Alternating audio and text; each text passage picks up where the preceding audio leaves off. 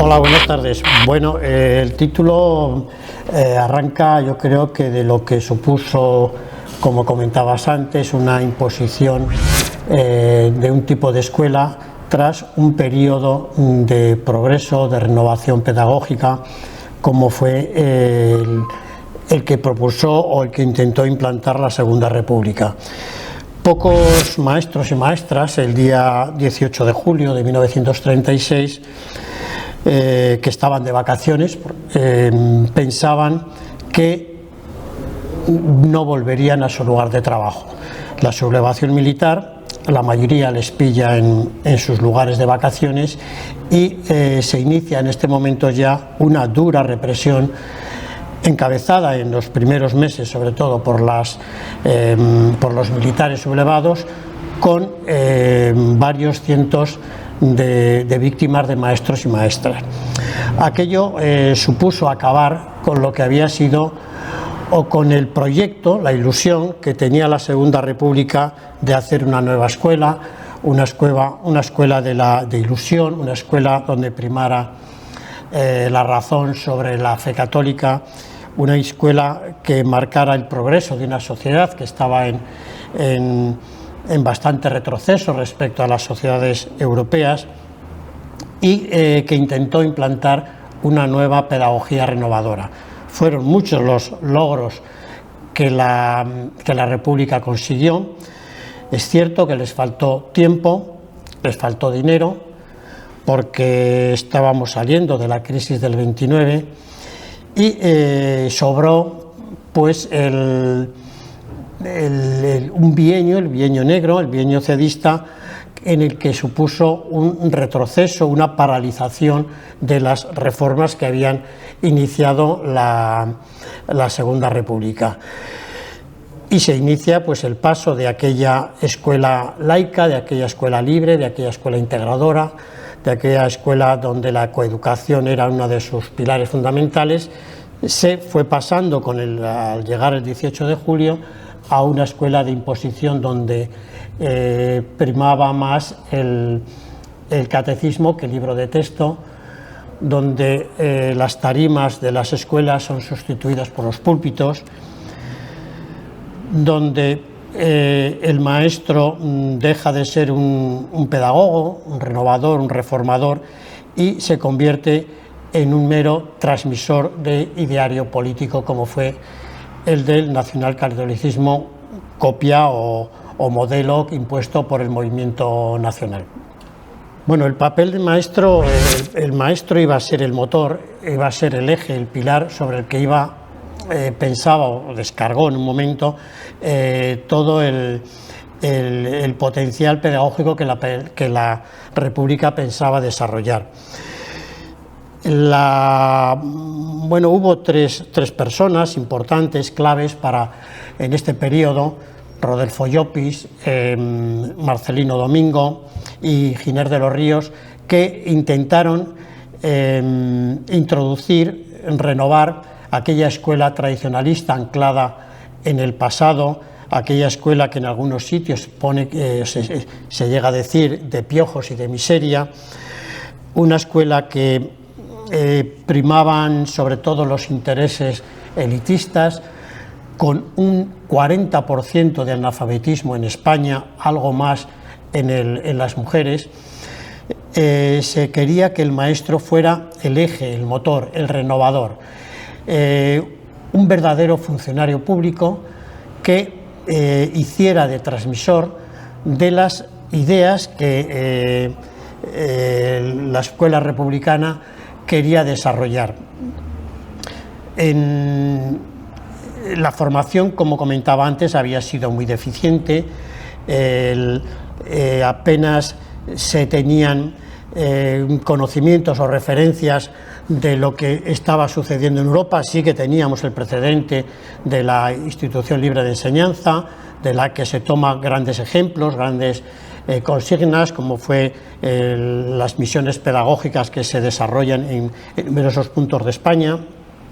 Teníamos también la escuela moderna, la escuela nueva, algunos centros obreros en los que se organizaban clases para la sociedad trabajadora, casas del pueblo donde se organizaban conferencias, pero esto era en unos ámbitos bastante reducidos y no llegaba, como decía, al resto del pueblo. El maestro era el encargado de instaurar una verdadera democracia,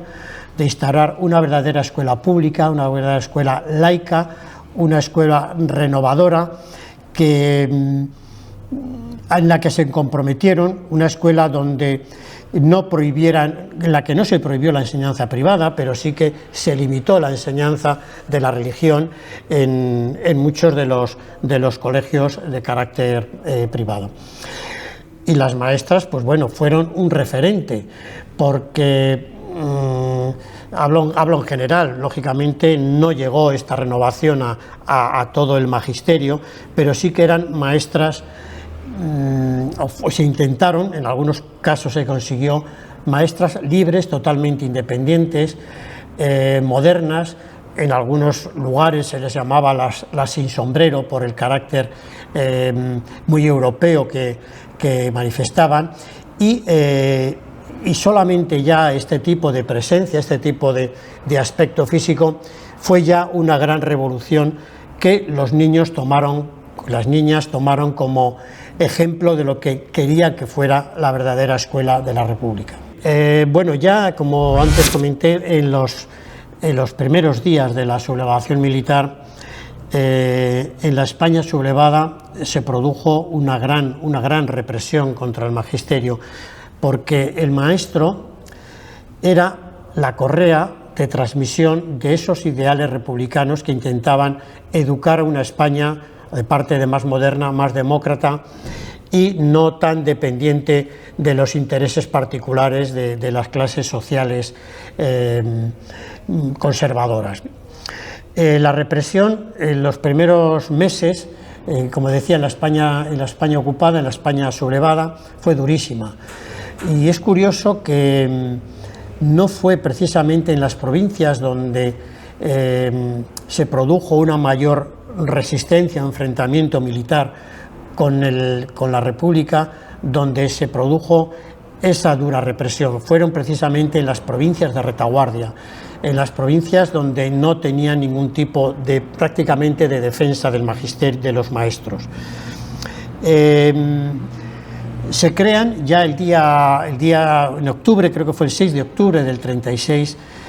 ya sale publicado en el boletín de la Junta de Defensa Nacional, y un mes más tarde en el Boletín Oficial del Estado de la España sublevada, las primeras instrucciones de depuración contra el magisterio. Como creo que he comentado, fueron varios cientos, no hay una cifra concreta exacta, pero posiblemente en torno a los 6.000 maestros y maestras ejecutados, fusilados. Que si lo comparamos con la tan cacareada cifra de muertos, de sacerdotes y religiosos muertos, asesinados también durante la Guerra Civil, pues prácticamente o casi es similar, y quizá a este cuerpo del magisterio no se le ha dado la importancia y se ha dejado caer en el olvido de lo que esto significaron. Comentaba las comisiones de depuración, unas comisiones de depuración que eran varias fases, 3 fases o 4. De entrada, todo el magisterio tenía que autodepurarse. Cualquier maestro o maestra, fuera de la ideología que fuera, tenía que autodepurarse. Y autodepurarse quería decir que era como volver a solicitar el ingreso en el cuerpo. Para ello, pues tenían que demostrar su afinidad al régimen, su postura en el momento de la sublevación militar, su carácter político. Lógicamente nadie procuraba decir si había militado en un sindicato, en un grupo político, porque eso de entrada ya le suponía el encarcelarlo. Y luego hubo pliegos de descargos, retomaban en una nueva comisión que se crea a partir del 39, retomaban estos pliegos de descargos y estos cargos contra ellos. pero era muy difícil escapar cuando un maestro o una maestra era enunciada, porque necesitaban el informe de un inspector, el informe de un profesor de instituto, el informe de una persona que se decía de bien, que lógicamente era una persona relacionada con Falange o con el partido tradicionalista, y las maestras o maestros, cuando hacían el pliego de descargo para intentar librarse de esa condena, tenían que volver a recurrir precisamente, en muchos casos, a esta gente que anteriormente les había acusado. Fue una represión durísima. ¿Qué consecuencias tuvo? Pues tuvo que en torno a unos 60.000 maestros y maestras, que es lo que se calcula que había en aquellos momentos, una tercera parte, unos 20.000, fueron totalmente apartados del cuerpo, algunos, como comentaba, fusilados, y otros apartados o definitivamente o con expedientes parciales. Se les prohibía concurso de traslados, a algunos se les obligó a una jubilación forzosa y otros muchos pues encarcelados. Creo que aquel modelo de enseñanza activa, aquel modelo de enseñanza de colaboración entre el centro educativo y la familia, aquel modelo de enseñanza democrática, activa, integradora, se acabó con esta gente. Y terminando ya, ¿cómo se suprime, cómo se sustituye estos 20.000 maestros y maestras que son, bueno, pues en los primeros meses de la posguerra sus plazas se cubren con soldados que habían venido del frente, alféreces provisionales o militares, y posteriormente se crean lo que llaman las oposiciones patrióticas, en las que se presentaban o esos militares o sus hijos o gente que había sufrido alguna consecuencia de la guerra civil en el zona nacional. Bueno, comentaba antes que se había pasado a una escuela de correajes y tambores, a una escuela de himnos militares. Creo, o recordamos o hablamos de que en los primeros momentos, al entrar en la escuela, los niños tenían que cantar el Cara al Sol frente a la imagen o al retrato del general Franco. Se celebraban fiestas de carácter patriótico nacional, pues como fueron las fiestas el Día de la Victoria, el Día del Caudillo, el Día de la Raza, bueno, numerosas fiestas en las que se unía religión y patria. Y se excluye, lógicamente, aquellas políticas de memoria educativa, se borran lo que llamamos damnatio memoriae, se borra cualquier memoria de lo que había sido la escuela republicana. Dios y patria fueron los pilares fundamentales en un proceso educativo que se había iniciado ya en los primeros meses de la guerra civil. Por tanto, la exaltación del nacionalcatolicismo era lo que primaba en estos maestros y en nuestras maestras, lógicamente con órdenes de jefes políticos superiores. Mira, bueno, el concepto de memoria histórica abarca las iniciativas y procesos desarrollados por una comunidad o grupo social por conocer. Y mejor que por conocer, para conocer, difundir, valorar el pasado, especialmente en relación con algún evento traumático como fue el caso de la guerra civil, conflictos. Pero en concreto, centrándome en lo que me acabas de preguntar, la memoria histórica, yo creo que, bueno, es un debate público, es un debate que intenta reconstruir el pasado, pero un pasado que se ha olvidado. Y efectivamente, en la educación, muchos de los maestros y maestras de la actualidad que están trabajando, yo creo que desconocen las pedagogías que intentaron desarrollarse durante la Segunda República y que, bueno, pues terminaron pues siendo en muchos casos pura ilusión, porque la situación de guerra civil lo impidió. Pero deberían conocer que aquello que se ha conseguido, que la República intentó o consiguió durante no mucho tiempo por la situación de guerra civil en que terminó, debería conocerse. Y debería conocerse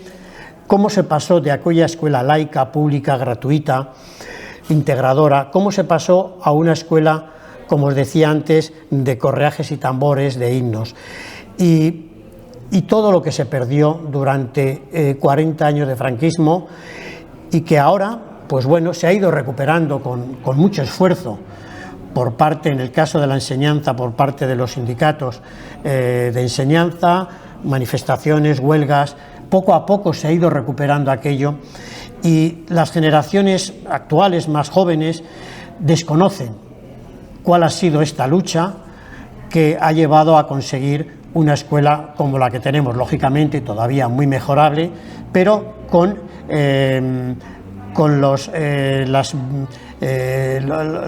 las ventajas o los valores que se había conseguido en la República. Lo mismo sucedería con la sanidad que me comentabas o el estado del bienestar. No nos ha caído nada del cielo, no nos ha venido nada dado por el hecho de ser maestros, de ser médicos o de estar jubilados, sino que ha supuesto un trabajo, un esfuerzo, una lucha constante y que debemos luchar sobre todo por conservar, por mantener lo que tenemos y no dejar que estas nuevas corrientes ultraderechistas nos lo arrebaten.